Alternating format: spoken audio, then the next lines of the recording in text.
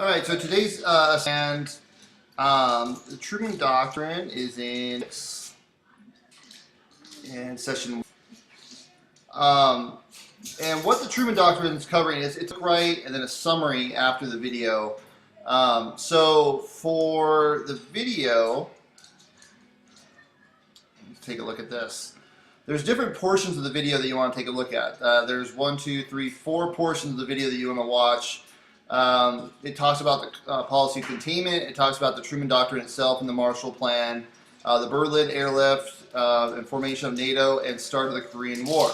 I want you to watch all those. To watch the video, when you go down here to the link, the Truman Doctrine link, to get into the video, you'll need to put a username and password in. There's the username and password right here.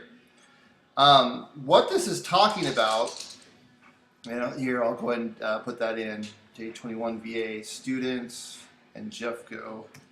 So we go into the doctrine. It takes you to a link to Discovery Education, and you put that in there, and then Jeffco, and it will take you to straight to the video. So I had in there what you need to watch. So you have, let me get that up here. Policy of Containment, I believe, is the first one that I wanted you to watch. Yeah, Policy of Containment is the first one. So basically you start right here with Policy Containment, and then you go to Truman Doctrine, Berlin airlift, and start the Korean War. What you need to remember while you're watching this is that after World War II, USSR, the Soviet Union, and the United States, they were allies during World War II because they had a common enemy that they hated equally as much. Both the Soviet Union and the United States both hated Hitler. They didn't like Germany. They both wanted to see Germany stop. So it was in the United States' best interest and the Soviet Union's best interest to stop Hitler. Primarily because Hitler was invading Soviet Union, and the United States felt eventually, that Hitler was eventually he would try to invade the United States with Japan eventually. So they had a common enemy, Hitler.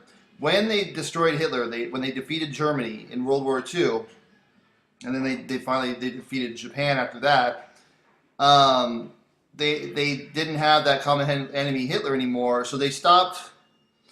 Their common interests kind of stopped. The Soviet Union had their interests of they saw a world that was communist. The United States saw a world that was democratic. Or capitalist, but and democratic being, having free elections, countries decided for themselves who their leaders were. You had a free market, free trade. The Soviet Union saw it different. They saw it as communism, where there wasn't, free elections. There might have been the illusion of free elections, but they weren't really free elections. There weren't free elections. Countries didn't get to decide on their own what their government was going to look like. And communism and the Soviet Union was also wanting to spread after World War II. They wanted to spread communism around the world. The United States policy, their foreign policy after World War II, was a policy of containment. And they talk about containment right here, down here in the video. So make sure you pay close attention to that. And part of that containment was also the Truman Doctrine and the Marshall Plan. They wanted to stop the spread of the communism. If they had to by force, like they did in the Korean War and then eventually in the Vietnam War. But they also tried to stop communism through economic means, and that's by a lot of countries when they were extremely poor. And even to this day, when the countries are extremely poor and they're having trouble staying, where people aren't making money and they're going through a depression, countries always talk about, or there's always the risk of a country becoming communist, where the country just takes over all the decisions of the people and starts making decisions that way. They have a revolution. So the United States wanted to prevent that from happening. So the United States gave money to different countries in Europe to make sure that they didn't become communist. They made sure that they stayed democratic by giving them money and helping their businesses thrive and recovering after World War II. So that's what they talk about in the Truman Doctrine and the Marshall Plan. Berlin airlift and formation of NATO, you also read that because you've already talked about NATO and I want to reinforce it with the video.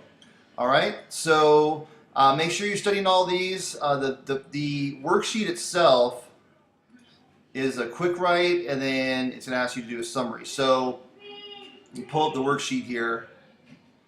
It has the instructions here. So a pre-write will allow you to write freely about a topic in history that you are studying. Pre-write will include a list of your ideas about a topic, an historical event, a character, a primary source, document, or a video. In this case, it's a video.